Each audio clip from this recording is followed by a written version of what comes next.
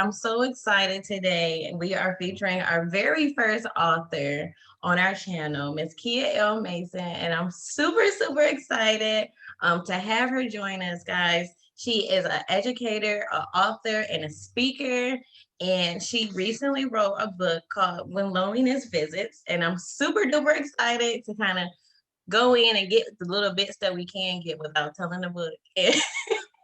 And just kind of learn about her process and how everything came about for her. So if you don't mind kind of expanding and expounding on a little more about yourself, for everyone else to kind of meet you and get to know you. Thank you. Absolutely. Hello, everyone. And thank you so much for the opportunity to be here. I appreciate it. And my name is Keah L. And I stumbled somehow upon trying to do this writing thing. So that's a brand new experience for me. But by profession, for real, I am a fourth grade teacher for a public school system in Maryland. I've been teaching for 11 years. I'm also a lead facilitator for an organization called Real Women Rock, because we do. And again, I'm a brand new author, so just venturing out onto somewhat of a new journey.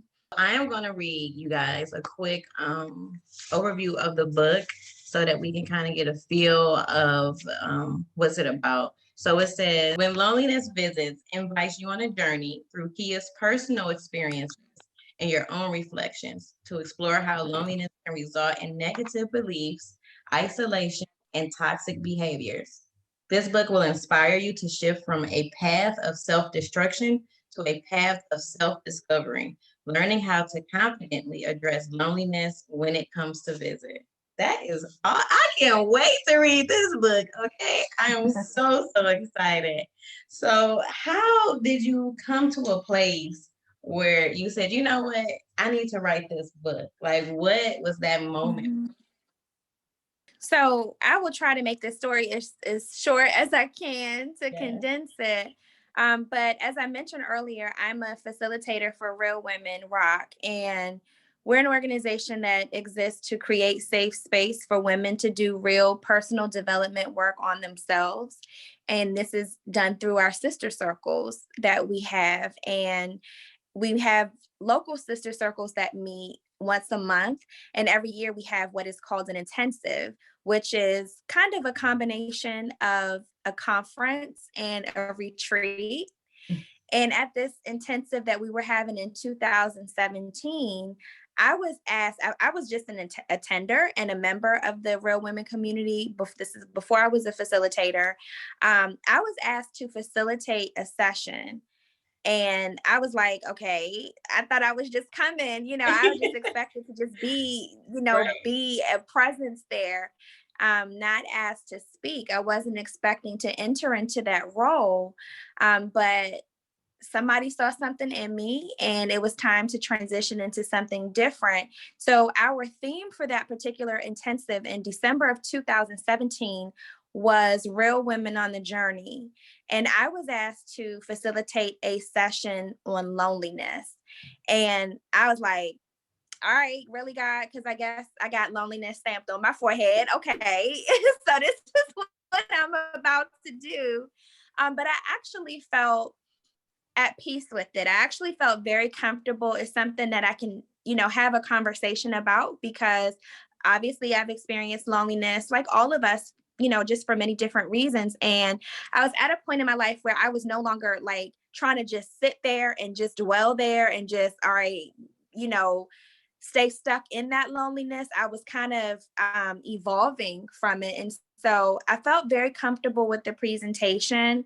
It was engaging. It was my first time facilitating, and it just opened up a door for me. And after I finished, my session was like an hour long. And after I finished, I was like, there's more I want to say about loneliness. And so I decided to write a book about it. I have a friend that's a publisher, and her heart's desire is to help women to like walk alongside women, or people just in general, not even just women, but walk alongside individuals who want to tell their story. And I told her the idea that I had, which was, basically what I had covered in my presentation. When I facilitated that session, I just wanted to go deeper. And she was like, "Oh my goodness, I'm on board. Let's start. Let's do it." And I was like, "All right, look, I don't know nothing about writing a book. I don't know what that process is like. I didn't know anything. I just knew that I had a little bit of experience writing blogs, and people seemed to connect and, engage with them, and were very grateful for the transparency and just for me sharing, because it made them feel comfortable sharing, and it made them, feel comfortable being reflective, and that leads to transformation and growth. And so, excuse me, that was going well. So I was like, well, maybe I can write a little bit, if I have that skill, let me just try to, infuse the desire to tell my story about loneliness, because that's such a big part of my testimony. Let me combine that with writing. Let me use that platform. And so in 2018, in January of 2018, I, met with the publisher. She loved the idea. So hear that, January 2018, the book is just now being released. So do the math, 3 years, a 3-year journey that it has taken to finally finish the project. So that is obviously awesome. lots more to talk about that whole process. Yes, that is awesome. I love it. I love it. Thank you. You know what's funny? Okay, so long story short, I actually started writing my book. I wrote my book in 7 days doing a writing challenge through it's called Write With, right? So I did a 7-day journey, and I wrote my whole entire manuscript in 7 days in 2019. Yet I'm still editing my book. And I said, Lord, this book got to come out this year, because I'm done with this. We need a whole session. I am so done. Yes, right? Girl. Okay. We need a whole lot of time to talk about the editing process alone. Editing, okay, that has been so crazy to me. It's so funny. I feel that God has just been connecting me with so many amazing women. Just so many. It's just been a whole journey. And so Warrior Women in Christ was started back in my living room in an apartment back in December of 2011. And I thought that it would be a one-time meeting. I'm like, okay, my friends, I want them to get saved. I want them to meet this amazing woman of God, so she can teach them and show them how to get to Christ on their own. And I said, I want to host one of those women meetings at my house. And I hosted one of the meetings, and it turned into my first sermon. Wow. And I was like, Lord, what is going on here? Like, this is so crazy, right? And so what I thought would be a one-time thing evolved to a monthly women's meeting. And then other people started hosting, and it just grew and grew, and to the point where God said, it's time for you to step out now. So my focus with Warrior Women in Christ is that I highlight women. I try to highlight them weekly through testimony. So some women send in their written testimonies, and they're featured on a website, and then it's transitioned over to the sister blog. So people can kind of click on and read about the different testimonies, how God has shown himself in their lives. And I think that has been just truly remarkable. And so many people connect, to the different stories and how they were able to overcome, if you will. And so for me, this new branch that God is having me doing these interviews, right? Yeah. It's still a highlight of women, and just how beautiful we are, and just how important we are. And our stories are so needed. It was a testimony for me that even had me say, hey, I want to open up this, I want to open my home for women to come and share their stories. So the growth of it, and the power and the impact of it, God's just showing himself through so many people. And it's just been completely amazing. So to hear that, to know that that's even how this even became for you, is nothing but, pure peace to my spirit. You know what I'm saying? Oh, yeah. Know that, God, you are doing this everywhere. You are working through these women, and I love it. And I love the inspiration and just the encouragement, to have that sister say, hey, we need your story. And I'm sure I probably need this because Right. as a minister, transitioning from my past to where I am now, it can be a lonely road. And people a lot of times don't understand how it can feel. Like you get isolated. Your friends are like, Jessica, we didn't call you because you're a minister. I'm like, but you went to the movies. Like, you know what I'm saying? Like it can feel Right. really weird for me on my end, Yeah. but that's neither here nor there. Yeah. But the Yeah. whole point of it, I feel that it's such a topic that we don't discuss, that we don't talk about, Yeah. Yeah. in general. And people go through it in different stages. It can happen in their marriage, it can happen in their workplace, it can happen in your everyday life. And for me, it was happening once I said, yes, Lord. And it's like, where all the people go? Right.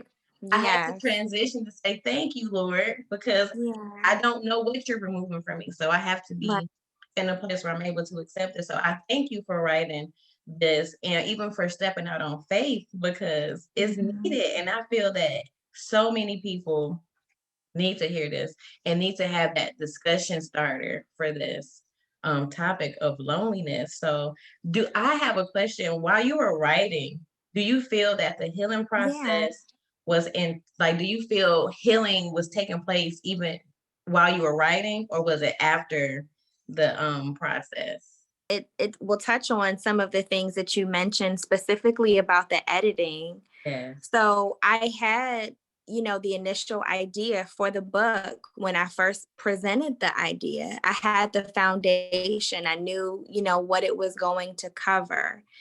And I was ready to share that.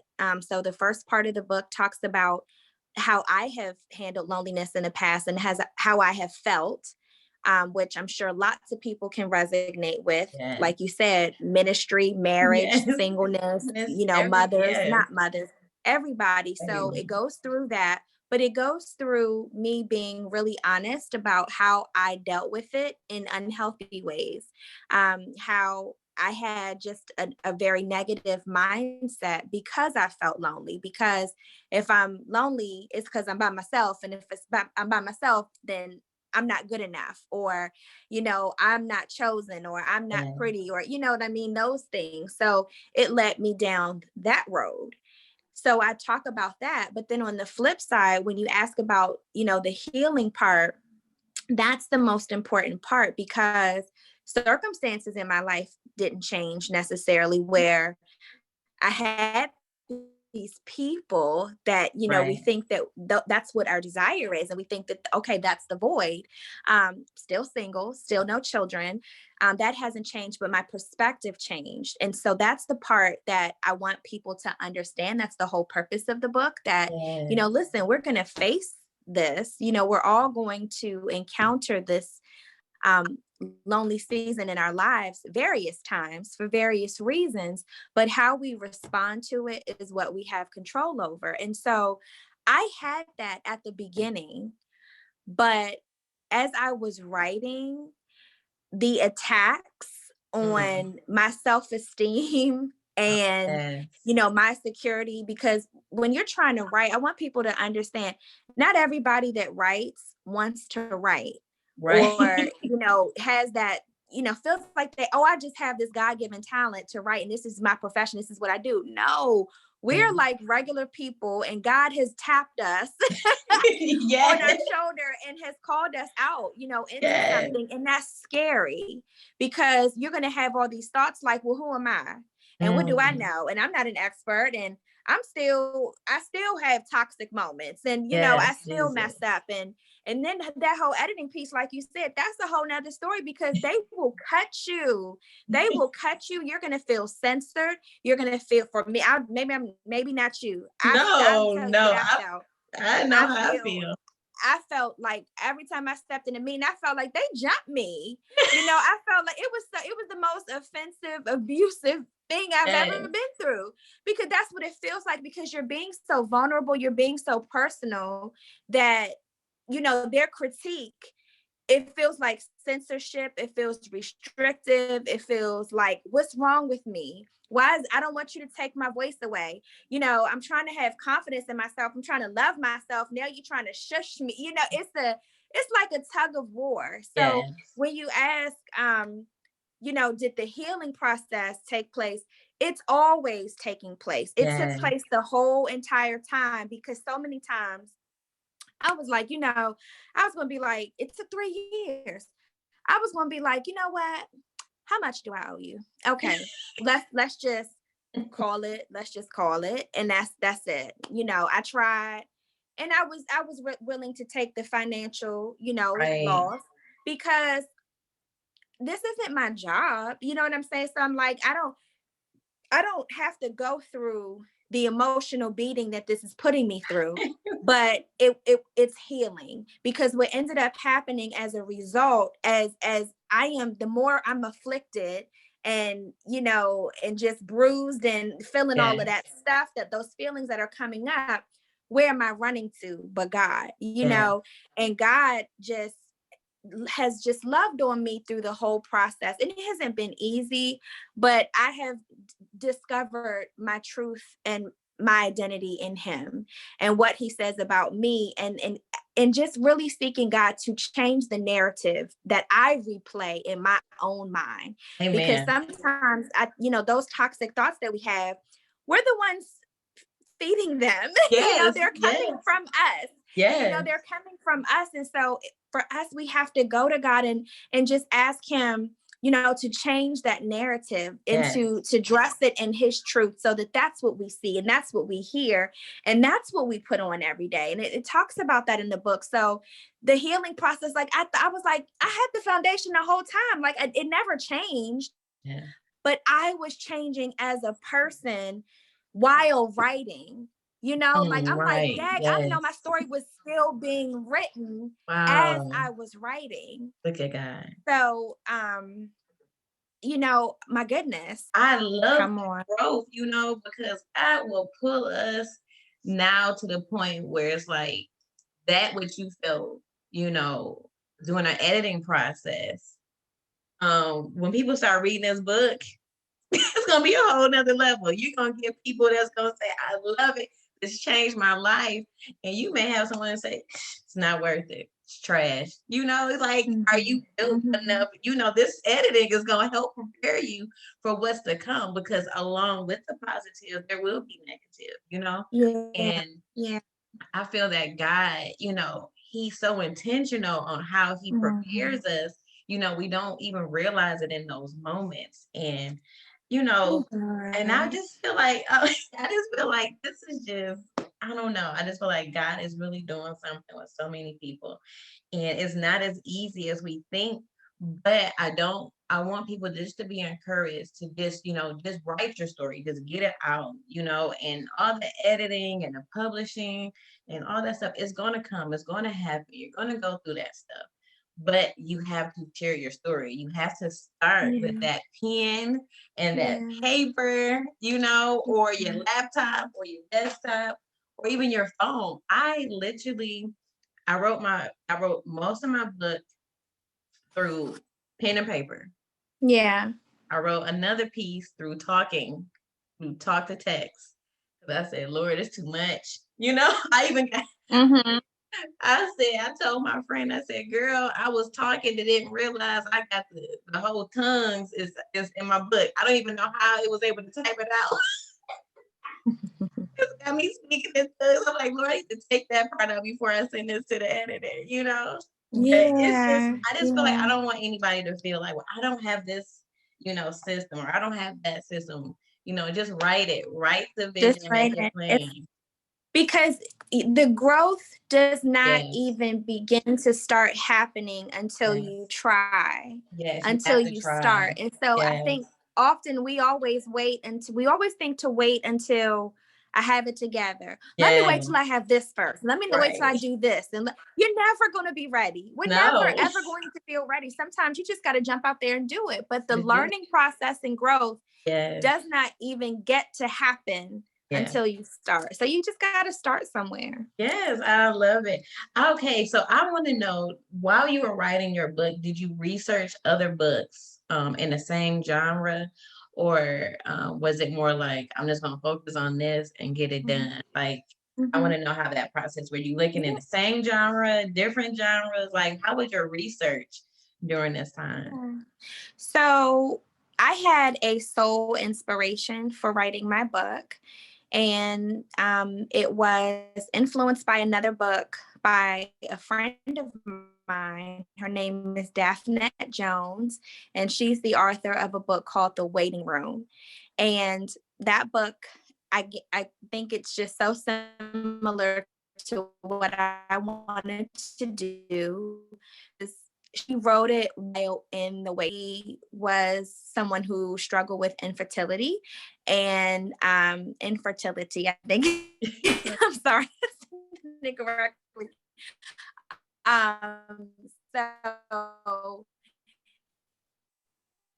she from raw perspective, not when it was over, but while she was in the heaviest, hardest season, of her life, while she was experiencing it, because there is the real to how you feel and what you're facing, and then there's the hope and the faith, right? Yeah. Which sometimes is like a tug of war. And so I love that in her pain and in her suffering and in her sorrow, she had hope, as well. And you can see the back and forth in her book.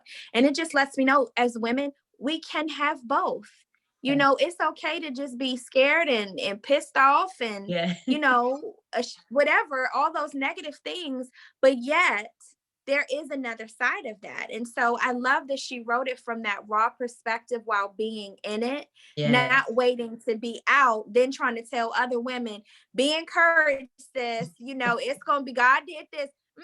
She's talking about what she believes, you know what I'm saying, what God is going to do. And this is in spite of her pain. This is while she's waiting. So that was my motivation.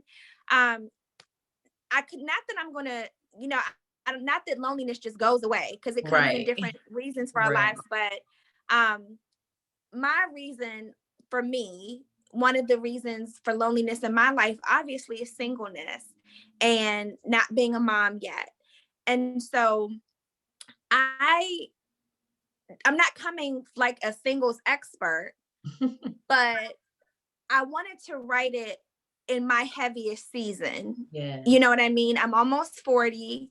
So I wanted to be raw in that thing. I don't want to be married. And I'm like, I'm not going to be single forever. So I don't want to wait until this is over, for me to try to be telling y'all my testimony about how I felt when I was on. Let me talk to you while I feel it. Right. Because if you feel it, I'm feeling it right with you at the same time. So yes. She was my inspiration. So that was my focus while writing my book. And it's such a personal testimony, really, of my journey and my experiences. It was digging up my own stuff. Yes. My thought process was, if I read someone else's book, then I might say, okay, I'm going to take their writing style. I'm going to develop, like such and such. And I have been reading tons of books in the same genre, which is slightly different because this journey is different. But I've been also picking up tips from fiction writers as well as nonfiction writers. And it's been really blessing me. So I do encourage people to, do the research, read other books, kind of feel the different formats that you like, that encourage you as a reader, because now you're writing for the reader, not just for yourself, So I love that. Now I have a fun question for you. Have you Googled yourself yet? I have, only because someone told me that they had Googled me, and I was like, I'm on there. So I wanted to see what would come up. What was a book that you read that made you cry? The Purpose Driven Life by Rick Warren. Okay. I just think that it's filled with such truth, and it's a book that you read. I mean, it's very devotional, but devotionals can prompt reflection. And that's what I was going to say a few minutes ago, when you were encouraging people, you know, read other books, you know, get into different genres and read different things, because you get ideas, but not only that, you get to know yourself. And so anything that I can pick up that gives me specific questions that prompt me to uncover who I am and things about me, that journey of self-discovery is like, it's an amazing relationship. And I think it brings about a profound awareness of who we are as individuals, and you know how we're wired, and we just understand ourselves so much better. So anything that requires me to get a whole bunch of good truth, you know, because I want positivity and good vibes, that's what I want to be filled with, but also challenges me to address some things. I like that. I love those opportunities. So I remember that being something I read like in my 20s, and then read it again a little later. And, you know, just to see like the difference and, you know, just the evolution. So I love hearing different things that kind of make other authors, you know, like happy, or just kind of push them or pull them in a way where they maybe didn't expect to be, you know. So I think it's really encouraging. yeah. I mean, there's tons of videos on, you know, how you can go through the publishing process, and definitely gonna have to do an extensive video on the editing process. And, you know, I probably might update people. I think I might go through the process with the people. I don't know. We'll see. We'll see where I'm at.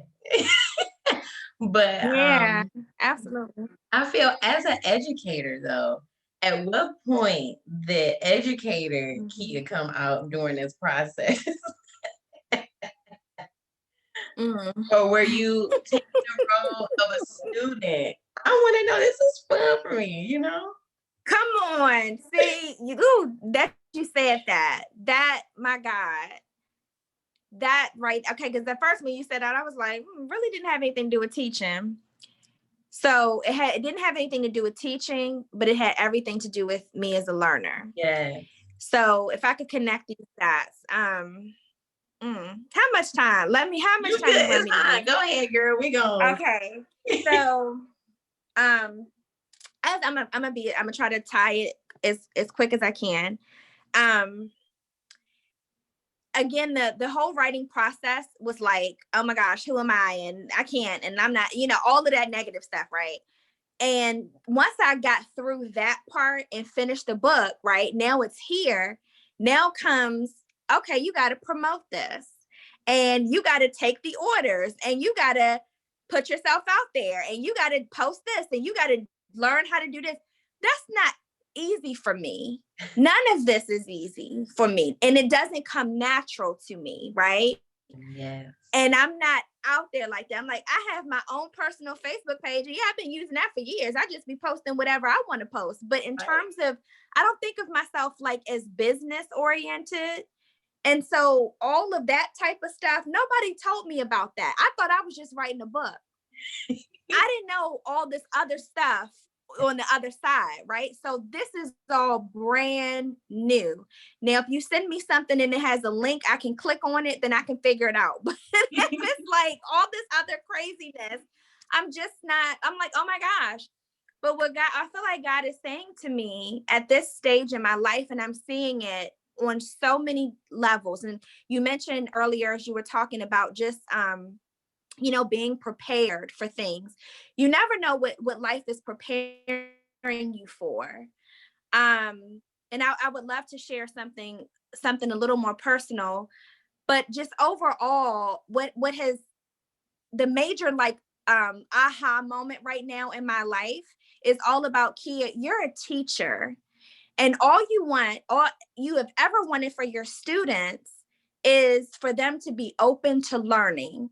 If you come in my classroom and you're open to learn, then I can meet you where you are, right? And I can walk alongside you on your journey if you are willing to learn. And I'm like, Keah, why are you as a teacher so afraid to learn? Why are you running from all this stuff and saying it's too hard? It's too hard and I can't. I don't want my students to say that, and I don't allow them to communicate that way. But guess who's saying it now? Right. Me. So I'm like, now's the time for me to apply. Like, oh my gosh, I was so focused on being teacher. Now I have to be a learner. And that whole, the editing and the back and forth and the writing and being coached and counseled and all of that stuff put me in the seat of a learner. Yes. And teachers are learners because we have to be learners of life, and just even on a personal note, like what I was going to mention, my mom passed in May of 2020. And that's a whole nother element. And so it's like, okay, Keah, once again, and I just feel like God is saying, you have to be the learner. You have to be the learner, because now the teacher in my life, my mom, is quiet, right? And that's still the goal of teachers. You want your students to be independent of you, right? So you coach them and you instruct them and you nurture and you provide and you do all those things. But when the test comes, you're quiet, right? Because you know that you have equipped them with the necessary skills to be ready, and they can be independent of you because you've already done the work to prepare them. And every time I have those little girl moments, I want my mom. I need my mom. Then God reminds me, the teacher can be quiet, Keah. She can rest now because she had already equipped you. She had already prepared you. So I share that to say, this is a new stage in my life. I'm sorry. It's okay. This is a new stage. It's a new season in my life, but I have to trust that the teacher's already prepared me. And so I would just share that with anybody that, whatever you're facing, whatever your thing is, it may not be a book, but whatever it is, just know that you do already have it inside you to be equipped to face whatever it is. You have the skills, you have everything you need. You don't lack anything. So I just wanted to share that. Girl, okay, Jesus, Lord, I was not trying to cry today. Bless you. I'm sorry. No, don't apologize. This is real. This is raw. This is a moment that us women, just in general, like, have to just give it to each other. You know what I'm saying? Just look, here I am. Yeah. Here I am. I'm still in this place. I'm still learning. I'm still growing. The transparency, what I'm saying? The realness and the rawness is what people need. It's not always, yay, I did a book and everything's awesome and God is great. You're going to be great too. And you're going to get this. And no, you're going to go through some things. It's going to be times where you say, you know what? I don't even need to put this book out. I'm done with it. You're going to go through that.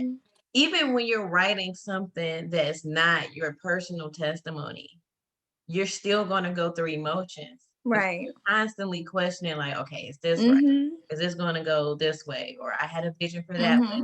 Then you go through the editing process. Now you're on a different level. Now different feelings are kicking in because you realize, whoa, I'm a published author now. You know what I'm saying? Or I'm supposed to be the go-to person or the specialist person in this area. Now another responsibility is on top of you. And you're like, I wasn't looking for that. So there's tons of, not just one genre, not just when you're writing a nonfiction, when you're writing fiction, or when you're writing, a business manual or what have you, whatever it may be, or whatever, if you even starting a journey of opening your own hair salon, I don't care what it is, there's always going to be some kind of emotional moment for you in the process. And it's to grow you. And that's all it is. And I love that. Even at Warrior Women in Christ, like, we truly encourage sisterhood and being a safe place, so we can cry together. I've never had a meeting, I'm gonna be honest, where we didn't cry. Okay. I feel like it's not even for real unless we cry. Like it just guys always doing something. So you are completely fine. Welcome to the group now. You're a whole group member now. You cried, so it's official. Cry together. It's okay. But I felt that. I felt that in my spirit. I can feel the realness and the truth in it. And I absolutely love it. And I thank you for sharing your experience, for sharing your journey.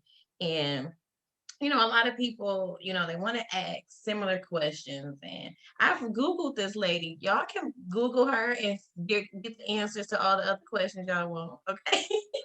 But I just wanted to ask you questions because this is a journey that I'm still on, so it's not like, okay, I'm an author, I have authored something before, but, and I do have published work, but it's not the same as far as the particular journey that I'm on right now. And the journey that I have been on right now has been a struggle. So for me to even interview other authors, it's helping me. If it don't help nobody else, know that your testimony has helped me. And I'm getting emotional right now. But I needed the encouragement because it's hard. It's so hard when you're writing a story of your own personal self. That means you have to be naked and vulnerable in front of all of these people. In front of somebody. You don't even know these people, but you have to be obedient. God put that in you to share at that event, and then God put another seed in you to say, you know what, you to write a book. That seed was planted and watered and nurtured, but it didn't feel good. When you're going through the pruning stages, it don't feel good, but it's necessary for the growth. Right. You know what I'm saying? For the fruit. And so I need these things, not realizing what I needed. I'm like, I'm just gonna interview this girl and we just gonna talk about this book.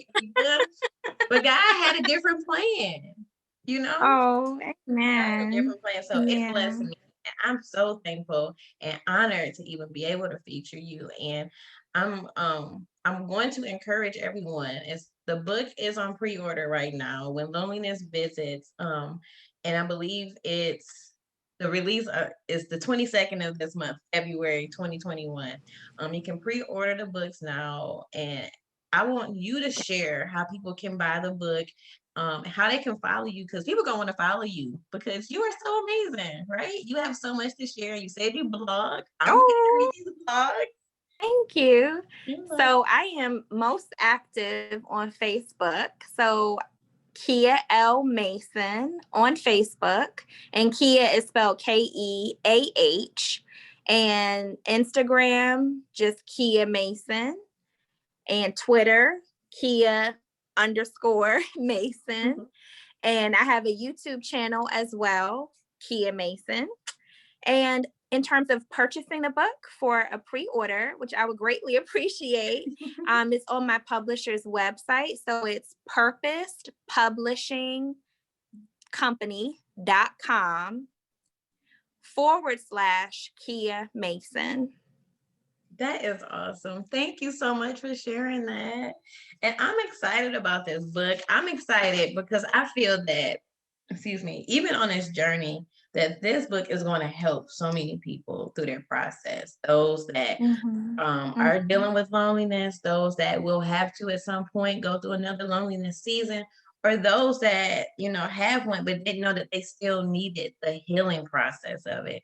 So I'm super excited about what God is going to do for you in that area, and all the women and men, whoever reads this, that touches this book. I pray that they are blessed. I pray that God continues to bless you on this journey. And I'm ready for the next book because I already know what's in you. I can feel it. I feel it in my shana now. Okay, like Willie Moore Jr. I know it's another book coming. No pressure, though. No pressure.